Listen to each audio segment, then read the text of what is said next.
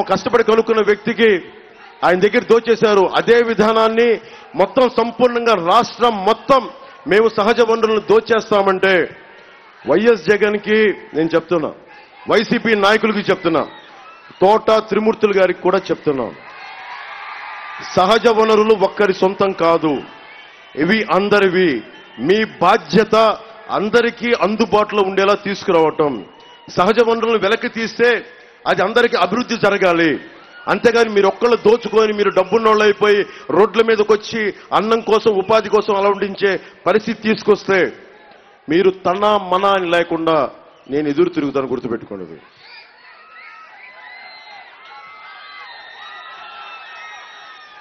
ఒక ఎమ్మెల్యే, రాజకీయ నాయకులు ఏ ఊర్లో అయినా కావచ్చు, మన మండపేటలో కావచ్చు, విజిలెన్స్, రెవెన్యూ శాఖ, విజిలెన్స్ శాఖ, మైనింగ్ శాఖ, నీటిపారుదల శాఖ, ఇన్ని శాఖలు నిద్రపోతే తప్ప ఇసుకని దోచేయడం వల్ల కాదు.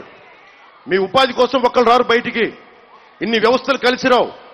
కానీ దోచేయడానికి మటుకు అన్ని వ్యవస్థలు వీళ్ళకి సహకరిస్తాయి. దేనికంటే భయం వీళ్ళకి. నేను ఎందుకు పెట్టాను జనసేన పార్టీ? అరే ఇంతమంది యువతున్నారు, ఒక ఎమ్మెల్యేకి భయపడతారా మీరు? ఒక ఎమ్మెల్యేకి, ఒక రాజకీయ నాయకుడికి భయపడతారా మీరు? అరే మన దగ్గర దమ్ము లేకపోతే ఎట్లా? ధైర్యం లేని సమాజం ఎందుకు? చచ్చిపోవడం బెటర్ కదా. ధైర్యం లేని సమాజం చచ్చిపోతుంది. నేను మీ గుండెల్లో ధైర్యం నింపడానికి వచ్చాను. మీ ప్రాణానికి నా ప్రాణం అడ్డు. ఒక్కడు మాట్లాడితే, ఒక్కడు ఎదురు తిరిగితే రోడ్ల మీదకి వచ్చిన వాడిని. ఎస్టీల ఆడబిడ్డ 14 ఏళ్ల సుగాలి ప్రీతి రోడ్ల మీద పాప అడ్డగోలుగా చంపేస్తే కర్నూలులో రోడ్ల మీదకి 1,50,000 మంది జనంతో రోడ్ల మీద బల ప్రదర్శన చేసిన వాడిని. కౌలు రైతాంగానికి నిలబడ్డవాడిని, భవన నిర్మాణ కార్మికులకు నిలబడ్డవాడిని, పోలీస్ కష్టాలకి నిలబడినవాడిని. ఉపాధి ముఖ్యంగా యువత భవిష్యత్తు మీది, భవిష్యత్తు మీది.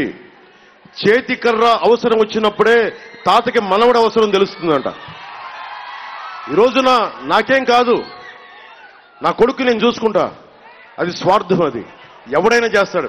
ఏ తండ్రైనా తన కొడుకు కోసం తన బిడ్డల కోసం చేయడం సహజం. కానీ ఏంటి, చెట్టు ఏం చేస్తుంది? ఈరోజు నీడ లేదు, నన్ను మలమల మాడిపోతూ ఉన్నాం. అదే ఒక చెట్టు నీడ ఉంటే అది నీడను కల్పిస్తుంది. ఒక నది తాలూకు మూల లక్షణం ఏంటి? దాహం తీర్చి పంటలు పండించి మన ఆకలి తీర్చాలనే కదా. దశాబ్దం నుంచి పవన్ కళ్యాణ్ లక్ష్యం ఏంటి? మీ కష్టాలకి తన భుజం కాయాలనే కదా, తన భుజం ఇవ్వాలనే కదా, మీ కష్టాల్లో కొంచెం నిలబడాలనే కదా. ఇదే చెప్తున్నాను మీకు, నేను మీకు అండగా ఉంటాను.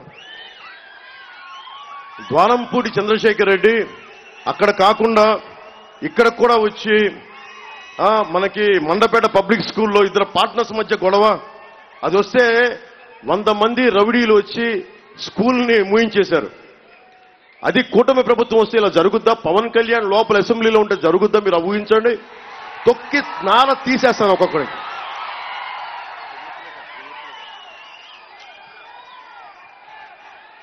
ఎవరైనా సరే. ఎందుకంటే ఇది మనవాడు తనవాడు అని లేదు.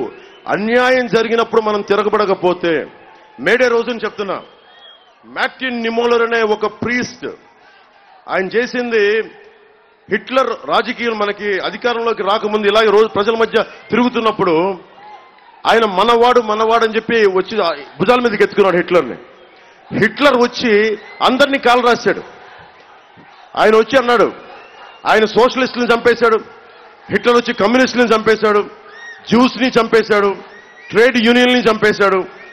ఆఖరికి ఎవడైతే అండ భుజం కాశాడు మార్టిన్ నిమోలర్ను కూడా జైల్లో పెట్టాడు. మార్టిన్ నిమోలర్ జైల్లో పెట్టబోయే ముందు, చనిపోబోయే ముందు తన సమాజం మీద ఒకటి రాశాడు. వాళ్ళు నా ఎదురింటోడి కోసం వచ్చినప్పుడు హిట్లర్ మనుషులు నేను గొంతిప్పలా, కమ్యూనిస్టుల కోసం వచ్చినప్పుడు నేను గొంతిప్పలా, సోషలిస్టుల కోసం వచ్చినప్పుడు నేను గొంతిప్పలా, ట్రేడ్ యూనియన్ నాయకుల కోసం వచ్చినప్పుడు నేను గొంతిప్పలా, జ్యూస్ కోసం వచ్చినప్పుడు, యూదుల కోసం వచ్చినప్పుడు నేను గొంతిప్పలా. నన్ను కూడా అరెస్ట్ చేసే టైంకి గొంతిప్పడానికి ఎవరు లేరు. సమాజం అంతా జైల్లో ఉన్నారు, నలిగిపోయారు, చనిపోయారు. అలాంటిది తన మనాని భేదం లేదు. తప్పు జరిగినప్పుడు అందరం, హరీష్ గారికి మనకు అన్యాయం జరిగితే అది నాకు అన్యాయం జరిగితే నేను వచ్చి మాట్లాడాలి. ఒక దళిత డ్రైవర్ని ఒక MLC, YCP MLC door delivery చేస్తే అది దళిత కుటుంబానికి జరగల, పవన్ కళ్యాణ్కి కూడా జరిగింది, పవన్ కళ్యాణ్కి కూడా జరిగింది. చాలా బాధ అది.